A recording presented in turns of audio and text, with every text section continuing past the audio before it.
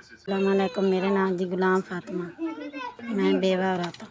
मैं जी बेटी की शादी करनी में जेड़ा बनाया है भी उन्होंने आग लग गई। असं मेहनत मजदूरी ते गए हुए क्या भी सारा तबाह हो गया। साढ़े को कोई हिम्मत गुंजाइश नहीं है। मेरा बेटा एक के बीए छोटा है। ये जे करम कमावाने च नहीं है, पूरी बनी खड़ी। अगले घर वाले शरीफ खानदान दिन भी उन्हें मंगया कुछ भी नहीं। लिहाजा मैं नहीं भी आ धी नूं कुछ ना कुछ दे के टोरीए। आप मेहनत मजदूरी करने। बेटा है कि उनके को काम कार होंदा नहीं। बेटी मेरी आंदी भी कुछ ना कुछ अम्मी मैनू जेज दे के गलना भी अगों कोई गल ना करे। साडा समान साड़ी है, साडे कोल कुछ भी नहीं है। वालद साहब मेरे फौत होए, जेज लैके जाना मां तो, लेकिन उनके कोल कुछ ही नहीं है। मैं नहीं अगले मैनू कल नूं गल्लां ना करे। आंदे ना दा पेका लै पेका चा के आदा इस्तेमाल कर। अस्सलामुअलैकुम।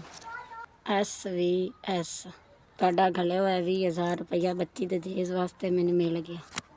ਤੁਹਾਡੀ ਬੜੀ ਮਿਹਰਬਾਨੀ, ਸ਼ੁਕਰੀਆ। ਅੱਲਾ ਤੁਹਾਡਾ ਕਾਰੋਬਾਰ ਵਧਾਈ ਜਾਵੇ।